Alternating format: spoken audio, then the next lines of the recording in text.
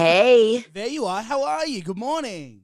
good. This seems like this is going to be a good conversation from the wall behind you. Oh, do you like them? My boyfriend put them up, and he's like, "This is my spare room. As much as it is yours, I get to pick." I'm like, as long as my show, like my radio show logo's there. Can you see the vinyls? Yes, I love him. Oh, wait, is that Rue? Yeah, duh. Yeah, Oh, the yeah, Call Me Mother album? yeah. The best. Everything to me.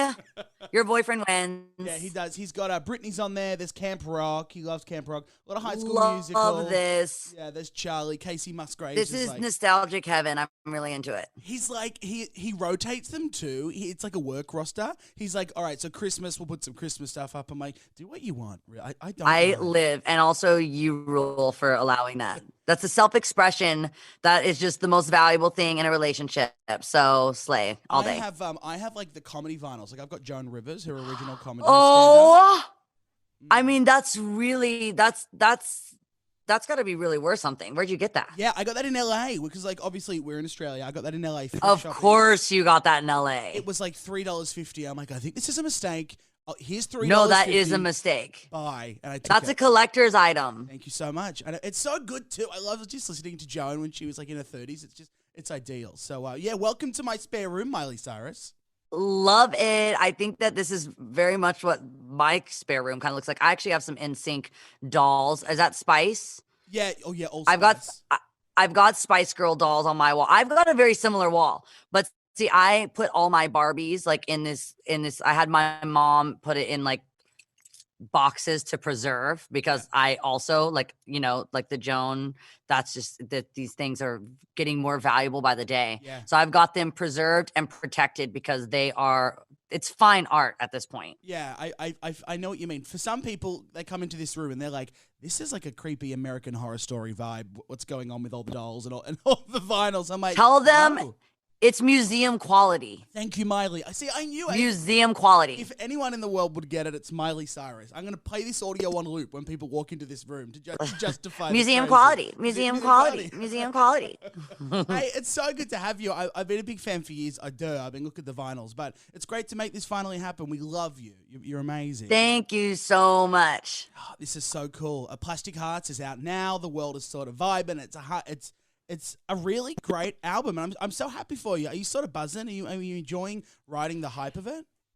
Yeah, I think one of the biggest bummers of this year is I guess I'm unable to travel right at the moment and Yeah. perform live around the world because it seems like it's really relating, and I think that's the biggest goal of a storyteller, of anyone behind you on the wall there. I think the one thing that, even though they're all very unique and different, the common thread between them would be that as an artist, your goal is for people to see and find themselves in the art that you make, whether it's film, music, in the stories, any sense of storytelling.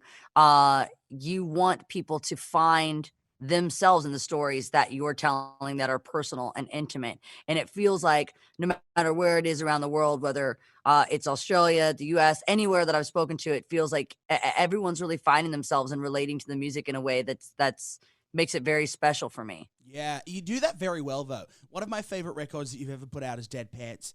And I think you're the only artist you. to ever sort of put an album out like that, which was such a risk, I guess, creatively. But you pulled it off and you nailed it. And that is what you do so well as an artist. And this album feels like you right now in the moment. I mean, Midnight Sky is obviously the lead track everyone's going crazy about.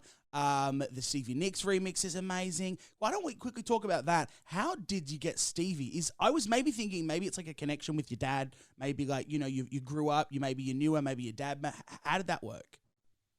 Well, actually, when I sampled Edge of 17 in Midnight Sky, and I reached out to Stevie directly and asked her to kind of bless it and allow it. Yeah. And she said, "You can borrow from me anytime." And when she said that, I'm one of those people that when someone says, "If you need anything at all, call me," like Yeah. I call 5 minutes later. Like I will always take someone up on their word. And so I did. And it really came at such a great time before the record, because I think what I did with Midnight Sky, blending those sounds, making something that's reminiscent, something that honors the original song, but then again breathes new life into it, makes it something that's really modern, even though you've heard the song a million times, now giving it a new identity that you've never heard before. And I think the collaborators have all been, it's really important ingredients to the records that I made, because having these legends that really paved the path for the road that I'm on right now, but then having someone like Dua Lipa that makes it so modern right now, so current. I think, this record is something that, again, there's something nostalgic about it, but there's also something that I feel is innovative, and that's kind of what I always aim for. Yeah. Did you get sent like a zip file of Stevie's audio, or did you just get a thumb drive sent Yeah. to you and you're like, oh shit, plug it in, put it in the computer, Stevie's stuff's arrived? Yes, going in through all those vocals, and, some of my favorite things are getting to hear the breaths and the dirt and grime that, usually when you get the polished product, we lose a lot of that. That was one thing you mentioned, dead pets, that was really important that I kept in, all the imperfections. Yeah. And that's something that's really honored on this record also, is we allow it to be organic and authentic. And in that, there's no way that it can be perfected. You have to let the flaws almost highlight them, because it makes it so real. Yeah. Let's talk Prisoner, because that song is being played on loop here at KIIS. It's like a hot request. People seem to love it. And Dua Lipa, it seems like a great fit for you. And that film clip, by the way, I mean, that's hot. You guys make the hottest couple. I was like, Jesus. Thank you. And I've got a boyfriend, but even I was like, let's watch that again. That was Yes. know? I live, well, listen, it was such a cool experience, because she is someone that's really trusting, and I really respect that, because she brought no fear to what we were creating. Right. She was really down to kind of I think our individuality, we're very similar, but we're also very different, and I think that neither one of those were ignored. I think, again, they were brought into the light and allowed the things that we have in common. We really celebrate them, but we also let the differences shine. And I think that's something that I guess we could all really use. And I think that's what makes each artist so unique, and allowing her to be her, and allowing me to be me, Yeah. and not trying to kind of create one identity, but allow us both as individuals to be happy with what we made. How the single is great, but how could you not like fall in love with her? You're rubbing around with fake blood and smashing shit and punching walls, and like in the clothes that you were in. Was it a fun shoot? It was a very fun shoot, and, more than that, I feel like I really got to know her, in a way that the chemistry, again, it's all about authenticity, and Yeah. there was nothing about it that was put on or an act, because we got to creating this. She gave me direct contact, where there was never any runaround going, through Teams or playing telephone. She really, we even edited this video like over text message. I think it's a very current way of doing things. I'd send her little clips, say, "Are you happy with this?" And her being happy with what we made, and me feeling like I made something that freaked people out. Yeah. But also I think people laugh, especially when Divine comes on. Yes. You laugh, you're in shock, you're grossed out, you're turned on. I like people to leave my video confused. That's Like, how do I feel about this? Leaving a Miley Cyrus album is like leaving a good orgy. You're like, I like that, but Right? but shit happened. Yeah.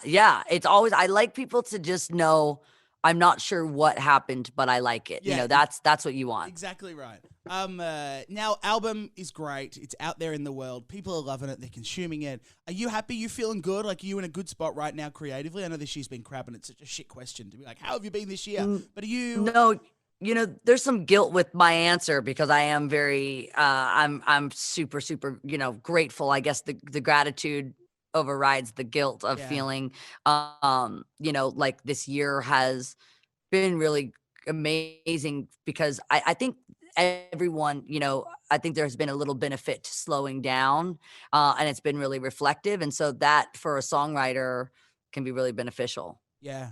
I spoke to your sister, actually, Noah. I met her when she first came to Australia, way, way, way back when. I had her in, and I had her in studio, and we've really tried to like pioneer her and get her stuff on, because I think she's incredible. She's got such a unique voice. voice, and the stuff that she puts out is so fun. And the last time I spoke to her, I'm like, I've never spoken to your sister. What do you recommend? She was like, ask her about our dad's secret FaceTime phone. I was like, what? Wait, what's the secret? And she's like, bye, gotta go. I'm like, you can't leave. Oh me my with God. that.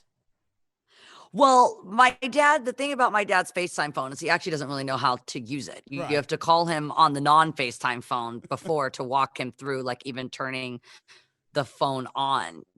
I sent my dad like a YouTube video the other day, and it was basically like sending him instructions to Mars. Like, he really just had no idea what to do. So my dad has a theory that 2 Blackberries equal an iPhone, which is not Not at all true. No. No. So he at one time was like, yeah, he had 2 Blackberries. Now he's got a FaceTime phone, but it does nothing but FaceTime, and it's always left on FaceTime. So he doesn't have to actually, all he has to do is like swipe when we call. Oh my God. Yeah. Yeah. My dad still like paints on, like, my dad is very, my dad he kind of jokes that we're all doing this social distancing now because my dad has been participating in isolation since 1993. It's encouraged to stay distanced. And one of those that he, kind of stays away from is technology and how quickly that it's updated, and he does not. Bless him. That's part of the charm, though. I love that he's got a separate FaceTime phone, like he's the president, like he's got the nuclear codes. If he needs it, it's there. Yeah. His back pocket. Yeah. Does your dad? I know my dad sends me messages. I'm on the radio and I'm doing bits and pieces, and he'll go, "Mate, love it, so good, Dad." X, like send over, like it's like a haiku, like send over 8 different paragraphs. Do you still get like the classic dad messages from your dad? Oh yeah, my dad thinks that every photo he takes is like a work of art, and he titles each of them with parentheses. Oh. But they will just be titled like what they are. So the other day he just wrote like river, and I'm like, no, Dad, that's not like a river. Like, that's an actual river. There's really nothing like about it. And there's like, then it'll just be like bird, and you're like, no, that's an actual bird. Like, there's really no reason to be like this about it. Like, it's just a bird. There's no and point, that's not man. a title. Yeah. Let him live his creative life. He's having fun. Yeah. He's enjoying He'll it. write, I call this one bird. And we're like, no, you don't call that. Everyone calls that. Look in the That's not like dictionary. something that you've come up with. That says bird in the Oxford Dictionary, Dad. Yeah. Oh, that's the best. Hey, Plastic Hearts is out now. Miley, this has been a pleasure. I'm so excited to have new stuff from you in the world because we've been playing the old stuff, and their party in the USA sort of came back on loop with the election, and it's so nice to have all this stuff on rotation from you because you're so Thank you. I appreciate it. And we love you down here in Australia. Come and see us soon, please. Thank you. As soon as it's a green light, I'm gone. I can't wait. Now, we can't really fit a spare bed in the spare room, but we'll make it happen because I know how much this, I'm going to sleep with you two. Ah, that'd be fun. You're going to make a Miley sandwich. You, me, and John. Oh, yeah. Miley, we love you. Thank you so Yeah, I'll much. pour some cherry juice all over you and lick you like I did Dua Lipa. Oh, please. Thank you. It's on my bucket list. I Thanks, really you are. appreciate it. Bye, So good to geez. chat. See ya. Thanks.